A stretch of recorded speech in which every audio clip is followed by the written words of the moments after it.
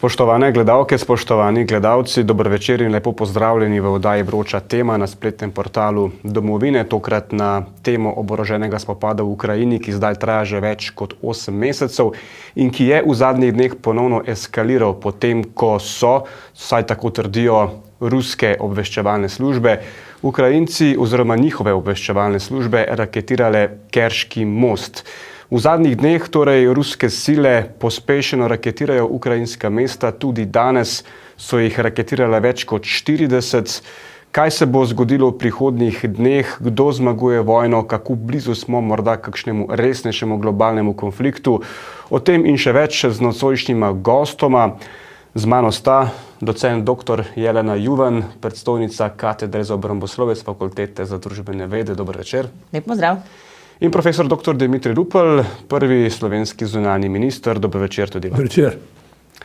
Če začnemo z vam, gospa Juvan, torej marsikaj lahko preberemo v medijih v zadnjih dneh, od tega, da je guverner Hersona prorusko nastavljen, nekako pozval ljudi, naj se umaknejo na varnejše predele, torej v zahodno Rusijo. Po drugi strani slišimo, da so se ta ozemlja zdaj priključila Rusiji in da Rusija to vojno dobiva. Kakšna je situacija glede na to, kako mediji različno poročajo, zahodni tako, vzhodni spet drugače? Kako si sploh pričarati neko realno sliko, kaj se ta trenutek na vzhodu Ukrajine sploh dogaja? V bistvu tisto, kar mi opažamo že od samega začetka te vojne, je izjemno močna informacijska vojna, ki poteka tako strani ukrajinske strani, kot tudi z ruske strani. Pri tem pa je potrebno vsekakor poudariti, da mi v zahodnem delu Evrope dobivamo informacije, kot jih v medije oziroma v javnost plasira ukrajinska stran. Torej, to, kar mi vemo, da se dogaja vojna v Ukrajini oziroma kako se dogaja, je ukrajinska verzija zgodbe, Sankcije Evropske unije so bile usmerjene oziroma so usmerjene tudi v oddajanje ruskih javnih nacionalnih medijev v evropskem prostoru, tako da so sankcije to onemogočile, tako da mi dejansko ne vemo, o čem poročajo ruski nacionalni mediji, ne vemo, kaj se dogaja znotraj Rusije. V bistvu vse te informacije, ki se jih pridobi, se lahko pridobi preko spletnih omrežij, preko naprimer Twitterja ali pa nekih drugih, kjer je pa sigurno vprašljivost verodostojnosti tega vira. Je pa zanimivo, da tudi obramboslovci, vsaj tako, ko se z njimi pogovarja, med seboj niste čisto enotni. Kdo pravzaprav na dolgi rok to vojno lahko dobi? V bistvu, če bi me to vprašali na začetku vojne in če bi primerjali vojaško moč obeh strani, ki sta vključeni v spopad, brez dvoma bi rekla Rusija. Rusija je, če bi primerjali številke, vojaška sila, tudi budžet oziroma proračun, ki ga namenja za obrambno porabo, je 10-krat večji od Ukrajine, ima 900,000 pripadnikov aktivnih sil, medtem ko Ukrajinci so imeli ob začetku vojne, mislim, da 200,000, Rusija ima 2 milijona rezervistov, izjemno premoč v podmornicah, v zračnih, v vojaškem letalstvu, v oklepnih bojnih vozilih in tako naprej. Tako da vsekakor Rusija je tukaj država, ki nastopa za izjemno vojaško močjo. Gospod Rupel, mi smo slišali tukaj tudi v tem studiu že recimo nekatere zagovornike sporazuma za mizo, razlagate o tem, da bo potrebno Vladimirju Putinu v neki točki vendarle popustiti. Evropska diplomacija zdaj ne gre v to smer, sankcije proti Rusiji se še zaostrujejo, Ukrajina, njen predsednik Zelenski želi v bistvu zaostrovanje sankcij, še več orožja. Kako bi morala v prihodnje nastopiti diplomacija do Rusije, glede na to, da vsaj zaenkrat nobene sankcije Putina doslej niso ustavile? Torej, jaz mislim, da je treba narediti še en korak naprej in se vprašati, kaj sploh ta vojna pomeni. Začela se je v bistvu leta 2014 z zasedbo Krima, s tistim plebiscitom in tako naprej. In zdaj se nadaljuje. Med letom 90 in letom 14 je 24 let mi smo mislili, da je to mir, v resnici je bilo neko premirje. Danes se Rusija, da tako rečem, vrača k sovjetskim konceptom in koreninam in tako naprej. In gre v resnici za poskus vračanja situacije ali pa, kaj ne rečem, revizije ali pa restauracije situacije, ki je bila ob koncu hladne vojne.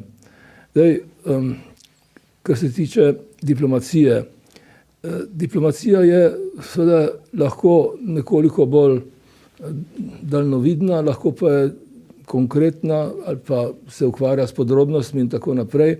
Jaz sem bolj, moram reči, v tem trenutku, ker poznam premalo detajlov, bolj privrženec te druge diplomacije oziroma drugega pogleda, da je treba pogledati malce širše, za kaj gre.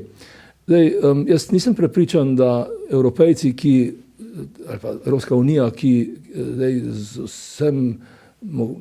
vso silo podpira Ukrajino, da ima natančno predstavo, kaj vse se lahko zgodi. Jaz predpostavljam, da v NATO najbrž že imajo kakšne analize in tudi Američani imajo analize, gotovo najbrž bolj verodostojne kot v Evropi. Jaz gledam na ta konflikt dejansko kot najresnejšo grožnjo svetovnemu miru in v tem pogledu je treba diplomacijo vključiti na nek zelo, zelo resen način, zelo strezen način. A veste, poznamo vsi zgodovino leta 1938, pa Chamberlain, pa Češkoslovaška, pa Hitler, pa tako naprej. Takrat so Evropejci čuvali, oziroma so mislili, da čuvajo svoj mir, da čuvajo svoje udobje, naveličani so bili vojaških spopadov in situacija danes je podobna. Zelo nevaren moment je seveda energetika. Vi vidite, kaj se dogovarja Putin z Erdoganom in tako naprej. Jaz mislim, da je treba to stvar zelo, zelo resno vzeti, ampak seveda, če bo Putin zarožljal še enkrat, oziroma če bo uporabil atomsko, čeprav taktično orožje, potem je vrag šalo odnesel definitivno. In potem bo seveda Evropa oziroma NATO oziroma Zahod pred dilemo, ali se bo spustil v ta strateški spopad. Gospa Jovan, mi smo videli, obrambno ministrstvo Rusije je samo potrdilo, da gre za maščevanje, za tisto bombardiranje Kerškega mosta, gre za most, ki so ga Rusi zgradili v zadnjih 10 letih. Mislim, da je bil odprt leta 2018. V bistvu so vložili v Krim od priključitve Krima preko 10 milijard, avtoceste, mostove so gradili proti Rusiji. Krim je bolj ruski kot kdajkoli prej. Kaj pomeni za Rusijo bombardiranje tega mosta? Je to na nek način zadetek v srce? Kako so to Rusi zdaj doživeli, glede na odziv, kakršen je bil? V bistvu je ta dejanje ima veliko več simbolni pomen kot dejansko škodo, ki jo povzročilo. Če res za tem stojijo Ukrajinci, mi tega ne vemo, če res stojijo Ukrajinci, potem gre za zadetek, kot ste že sami rekli, v izjemno pomembno, torej simbolno točko in pa tudi izjemno pomembno strateško točko.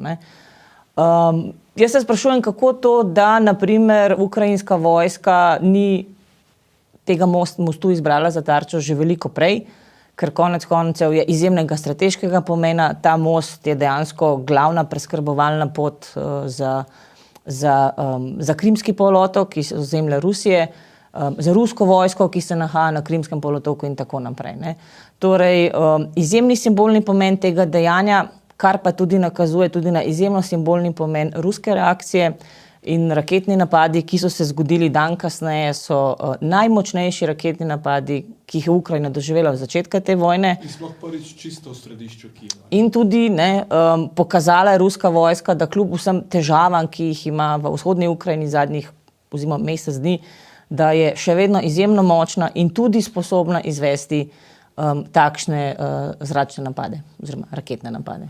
Ja, gospod Rupel, zdelo se je po vstopu ruske vojske na ukrajinsko ozemlje, da bi lahko prišli v nekaj dneh do Kijeva ruski vojaki, da bi se lahko vse hitro končalo, da bo Putin kar preprosto zamenjal oblast in nekako nastavil sebi poslušne ljudi v Kijevu. To se ni zgodilo. Ta vojna je zdaj potekala v zadnjih 8 mesecih tudi že malce daleč od oči pozornosti javnosti, ampak vsak dan se je dogajalo, ne? So se med seboj streljali, smrtne žrtve se nabirajo. Tudi Beograd je koliko let nazaj, 30 let nazaj mislil, da bojo prišli do Ljubljane, zamenjali oblast in da bo Jugoslavija rešena. Ne? Tu gre za eno zelo preprosto stvar. Ukrajinci se bojujejo na svojem ozemlju za svoje ozemlje, medtem ko se Rusi bojujejo praktično na tujem ozemlju za neke svoje, da tako rečem, politične interese. Tu seveda ima moralno prednost, pa ne samo moralno prednost v očeh svetovne javnosti, ampak neko težo, moralno težo za Ukrajince, za prebivalstvo, za vojsko, za predsednika, vlado in tako naprej, ima torej ta situacija nek zelo, to je nek velik plus, nek presežek v primerjavi z rusko stranjo. Zdaj seveda, če se bo ta izmenjava nadaljevala, potem se utegne zgoditi, da bo kdo izgubil živce. V tistem primeru, spomnite se kubanske krize, ne? Kennedyja, Hruščova in tako naprej. V tistem trenutku moramo računati s tem, da se bodo vključili najvidnejši predstavniki svetovne politike. Nažalost je gospod Biden že nekoliko v letih in najbrž ni tako, bi rekel, iznajdljiv, ne? Čeprav ima seveda svetovalce, ne? Kot je bil Kennedy. Kennedy je bil izjemno iznajdljiv takrat, da je Hruščov ni bil nič boljši od Putina. To najbrž se boste strinjali. In v tem trenutku res potrebujemo eno zelo veliko avtoriteto na Zahodu, ki se bo sposobna, bi rekel, na isti ravni sporazumevati, pogajati s Putinom. Marsikdo se sprašuje, kako bi bilo, če bi bil predsednik ZDA še vedno Donald Trump. Ne bi bilo boljše, po mojem prepričanju, ker vi veste, da je Trump imel neko, bi rekel, relativno zelo tolerantno razmerje s Putinom. Ne. Jaz sem se čudil temu, moram reči, ves čas. Tudi se čudim tistim zahodnim politikom, ki še vzdržujejo neko simpatijo do Putina, Berlusconi in tako naprej. Ne. Jaz sem bil zraven, ko sta se pogovarjala Bush in Putin leta 2001. Ne. In tisto je bil dober začetek. Jaz mislim, da danes Zahod nima tiste moči, ali pa je zasanjan v eno iluzijo miru in lagodnosti in udobja. Smatram, da je situacija izjemno resna in da bi se morali na Zahodu, v NATO, dobro tudi v Evropski uniji, začeti pogovarjati zelo resno. Verjetno ta zasanjanost je tudi eden izmed razlogov, da je bil Zahod tako nepripravljen in ni bil pripravljen priznati, da Rusija lahko sploh začne to vojno. Ne? Če se spomnimo, v bistvu prvi obveščevalni podatki so prišli spomladi lanskega leta, ne? Potem jeseni, potem je ameriški predsednik Biden je januarja izjavljal, da v bistvu imajo satelitske posnetke o premiki ruske vojske proti ukrajinski meji. Rusi so se to zelo na glas zanikali. Oni so zanikali, ja, ampak če bi upoštevali... Lavrov je še tik pred zdajci in rekel, vojne ne bo. Se spomnite? Ja, no. Zanikanje do konca. Ne? Ampak tudi se spomnim, da v slovenski javnosti je potem kar nekaj takih posmehljivih izjav, da Američani vedno lažejo. Ne? Tokrat se je izkazalo, da ne lažejo. Ne? In po moje tudi to presenečenje nad dejanji Rusije je tako izjemno, ker nihče od nas z neke te preproste človeške plati ni bil pripravljen pri sebi sprejeti, da je kaj takega sploh mogoče. Ne? No, zdaj, prej ste vi omenjali, da se Ukrajina bojuje na svojem ozemlju, Rusi pa v drugi državi. Zdaj, ni več čisto tako, ne, z ruskega vidika. Priključili so si 4 dodatne regije, Zaporožje, Herson, Donetsk. Kaj lahko rečemo zdaj iz ruskega vidika? Gre za celovito rusko ozemlje, ki je lahko ta trenutek ogrožena. Torej, ogrožena je celovitost ruskega ozemlja in jedrska direktiva, ki jo imajo, pravi, da lahko v tem primeru uporabijo jedrsko orožje. Kako blizu smo povajno res tej jedrski grožnji? Kaj se mora zgoditi, da bi Putin res pritisnil na gumb, če se izrazi metaforično, najprej gospod Juvan? Zdaj, jedrski grožnji oziroma uporabi jedrskega orožja smo bližji, čim dlje traja ta vojna, čim dlje, oziroma čim bolj ima Rusija občutek, da je stisnjena v kot, upoštevajoč dejstvo, da Rusija v tej vojni ne sme izgubiti. V tem smislu, da v ruski percepciji in v percepciji predsednika Putina to je vojna, ki jo oni lahko in tudi morajo zmagati. Torej, čim dlje traja vojna, čim več, lahko bi rekla, Zahod podpira oziroma pošilja finančno pomoč in tudi materialno pomoč ukrajinski vojski, kar je po mojem mnenju izjemen trenutek in tisti trenutek, ki je spremenil v bistvu potek bojevanja na vzhodni Ukrajini, vedno smo bližji tudi morebitni odločitvi za uporabo jedrskega taktičnega orožja. Zdaj, o jedrskem strateškem orožju se mi zdi, pa se tudi noben sploh ne upa na glas govoriti. Gospod Rupel, vaše mnenje? Ja, najprej, mislim, Donbas, ne, to je tako kot Češko-Slovaška po zasedbi Hitlerjevi, ne. To ni njegovo ozemlje bilo, ne.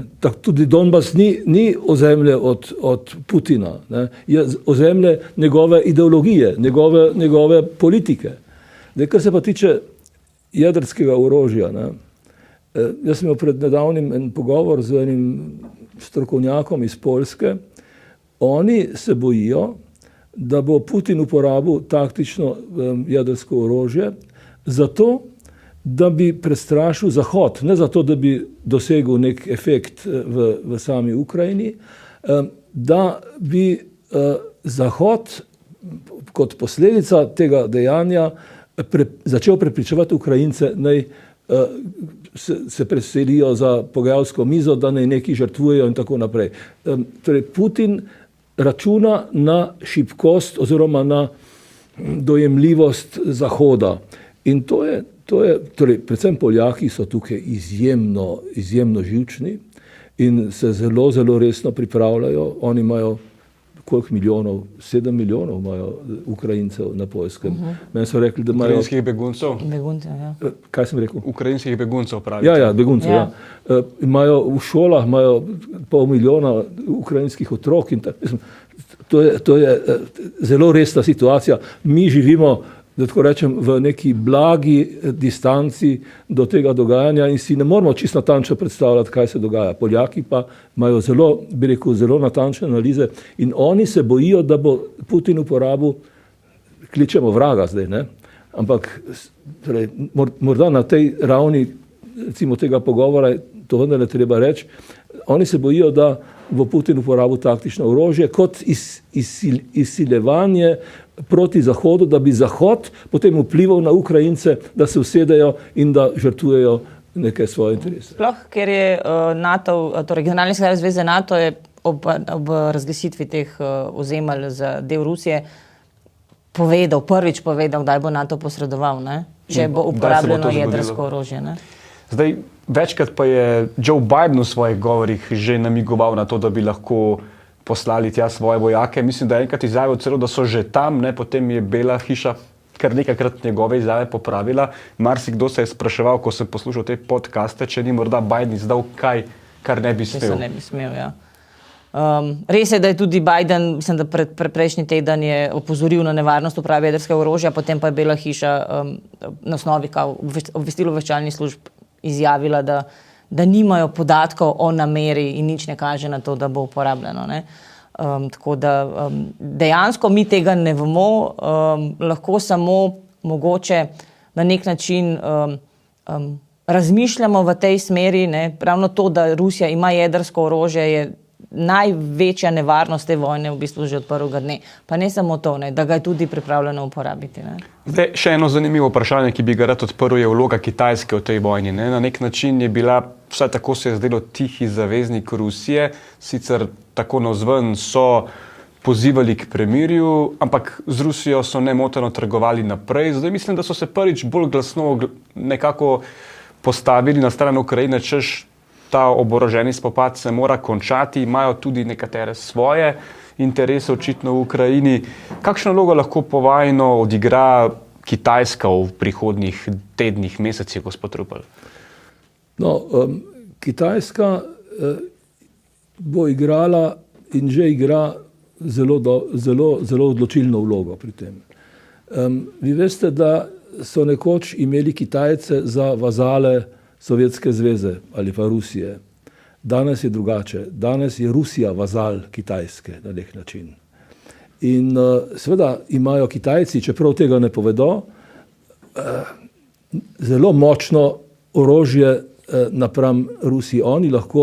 Oni lahko to vojno na nek način usmerijo, navsezadnje tudi preprečijo oziroma nehajo. Zdaj, to, da Kitajci v tem trenutku niso zelo jasni, oziroma oni imajo zdaj ta kongres, ki se bo ukvarjal, bolj bi rekel, z notranjimi problemi, kot pa s problemi z Rusijo. Jaz mislim, da se bi moral prav Putin bolj kot Amerike bati Kitajske, ker Kitajska navsezadnje, a veste, bo potrebovala v prihodnosti malo več ozemlja, je zelo blizu Sibirije, je tam okrog je veliko praznega prostora, ki bi ga Kitajci lahko uporabili. Jaz mislim, da Kitajci imajo možnost vplivati na Ruse, ker Rusi jih morajo poslušati. Jaz mislim, da Rusi so razumeli, da so prav odvisni, na nek način odvisni od Kitajske. Ni tako, kot je bilo nekoč. Ampak zdaj pa jaz ne vem, ali so Kitajci pripravljeni za svoje vazale kaj takega narediti, pozitivnega za njih, ker Kitajci seveda na drugi strani pa vendarle vidijo Američane in vidijo tretji pol, tukaj je nek trikotnik. In jaz obžalujem, da Evropska unija ni faktor v tej igri. Evropska unija, če bi bila situacija drugačna, če leta 2005 ne bi Francozi, Nizozemci tiste ustave poteptali, bi najbrž danes Evropska unija bila en faktor v svetu in bi Putin moral poslušati. Je pa vendarle na nek način Evropska unija spet največja žrtev te vojne, vse kar se tiče krize energetske. Putin ima tistole pipco od nemškega plina. Za božjo voljo. Kako je mogoče, da se je ta Evropska unija tako, bi rekel, lahko miselno predala tej ruski politiki? Jaz moram reči, da se sprašujem. Ja, enako vprašanje, podobno tudi za vas, ne nazadnje marsikaj zanimivega je v Kitajski že povedal gospod Rupel. Tu je sicer še Tajvan, ki ga Kitajska tudi ves čas opazuje, nihče ne ve, kaj bo tam. Ja, v bistvu, ko se je začela ta vojna v Ukrajini, je bilo zelo veliko ugibanj, ali bo podobne scenarije lahko vidimo tudi kje drugje po svetu. In Tajvan je eden izmed takšnih bolečih točk Kitajske, in konec koncev tudi Združene države Amerike so dale večkrat jasno vedeti, da če Kitajska napade Tajvan, da ga bo branila, oziroma da bo posredovala. Glede na to, da je predsednik Putin v bistvu zelo kmalu po začetku te vojne, sicer neki pogovori, poskusi reševanja, iskanja rešitve so bili, ampak zelo kmalu je dal jasno vedeti, da on se z zahodnimi voditelji ne bo pogovarjal. V bistvu ni med nobenimi voditelji, ne Macron se je ponujil, ne francoski predsednik, ni videl primernega sogovornika. In edini primerni sogovorniki so verjetno njegovi prijatelji na Kitajskem ali pa v Indiji oziroma v tistih drugih delih sveta. Mislim pa, da mi z naše te evropocentrične in zahodne perspektive pozabljamo, da v bistvu države, ki so uvedle sankcije proti Rusiji, so v primerjavi z državami sveta manjšina. Rusija gospodarsko sodeluje tudi v času te vojne z množico drugih držav in ima zaveznike v bistvu v drugem delu sveta. Tako da jaz mislim, da če bi Kitajska dala bolj jasno vedeti, oziroma če bo prišlo do te točke, da jasno vedeti, da nasprotuje, da se obrne proti Rusiji in tudi Indija, Indija ima tudi jedrsko orožje, potem bi bila to lahko pripeljalo do konca tega vojne. Slišal sem nekaj. Sem nekaj več. Jaz mislim, da Evropa pozablja na to, da je Rusija postavila leta 1992 eno zelo zanimivo vprašanje. tedajni zunanji minister Kozyrev, je rekel, je imel v Štokholmu en govor, jaz sem bil tam navzoč, in je rekel, Rusija ima dve možnosti, ali se bo obrnila k Evropi, ali se bo obrnila k Aziji. Rusija je evropska država, če nas boste podprli in če nas boste razumeli, to je bilo sestanek OVSE, tam so bili Amerikanci zraven, ali pa, če pa se to ne bo zgodilo, in v resnici očitno tistega okna priložnosti Zahod pri Rusiji ni znal uporabiti. Bilo je neko okno, pa leta 2014 se konča, da tako rečem, ta povezava med Zahodom in Rusi.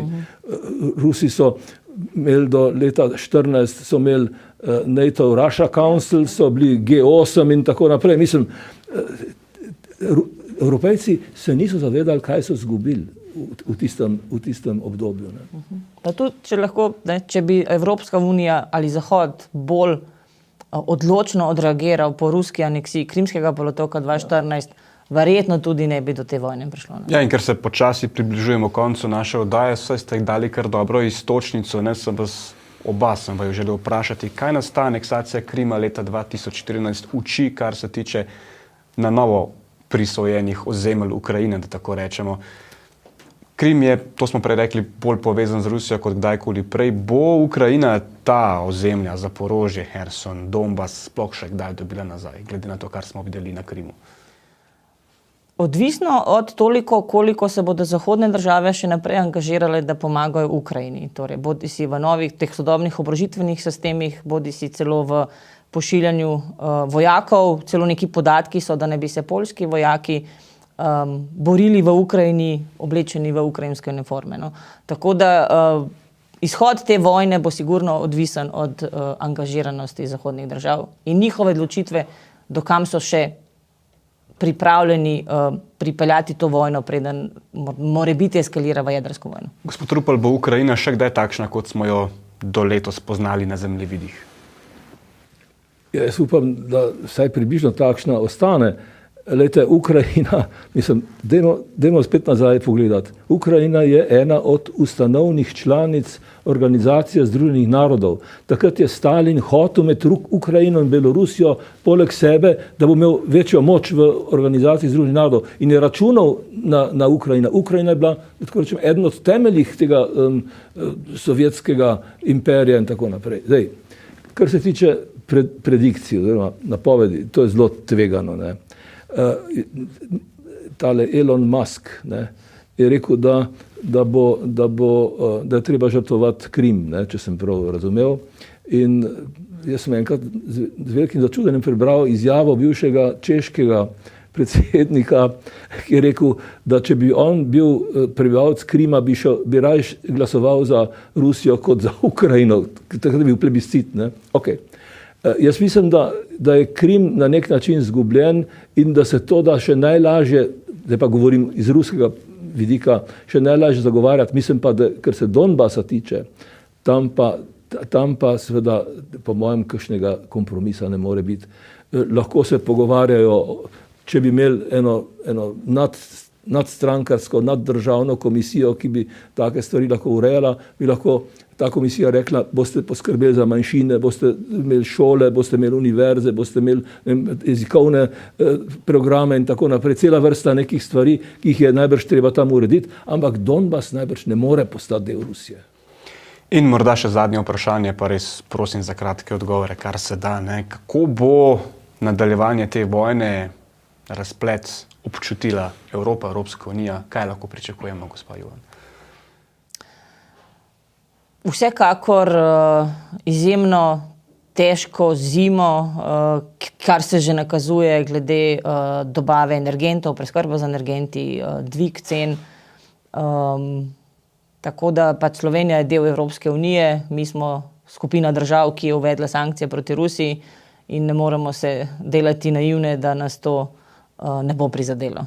In z zaostrovanjem sankcij še bolj? Ja, vsekakor, ja. Mi smo del te skupine, mi smo del zveze NATO, tako da...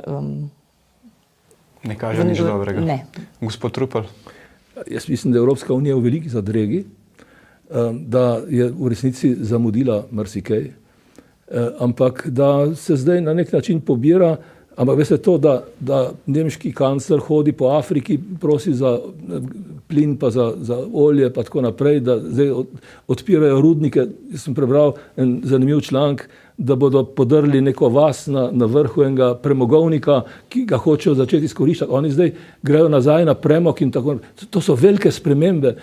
Torej, Evropska unija je do grla ne bom rekel nobene grde besede zdaj, ne, v težkem položaju. V težkem položaju to, da gre Nemčija na premog, to, da mora nemški kancler v zadnjem trenutku laufati okrog po svetu in zbirati neke količine energije, to so hude reči. Da ne govorimo o cenah, o pomankanju, o revščini, o prizadetosti prebivalstva in tako naprej. Pa veste, kaj je še posledica? Oboroževanje. Oboroževanje evropskih držav. Nemčija je v lanskem letu sprejela odločitev, da bo 100 milijonov evrov namenila za oboroževanje. 100 milijard. 100 milijard. Rekli milijonov. Jaz sem rekel milijonov. Ja. No, se pričujem. Dvignila bo odstotek BDP-ja, ki ga namenja na obrambo. Ne samo Nemčija, tudi vse druge evropske države. To je tudi v bistvu izjemna posledica, ne samo dvig cen energentov in tako naprej. Ja, če zaključimo tole izjemno zanimivo debato, recimo z mislijo številnih obramboslovcev, ki so pisali bloge v zadnjih tednih, ne, ruski medved se bo jeseni prebudil, zdaj pa bo zanimivo videti, kako ga bomo uspeli ukrotiti, ne, tudi v Evropski uniji. Spoštovana gosta, hvala za obisk na Domovini. Ni za kaj. Hvala pa tudi vam, spoštovane gledalke, spoštovani gledalci. To je bila vroča tema. Spet smo skupaj prihodnji teden, ko bomo preverjali, kako so na predsedniške volitve pripravljeni predsedniški kandidati. Lep preostanek večera, lahko noč.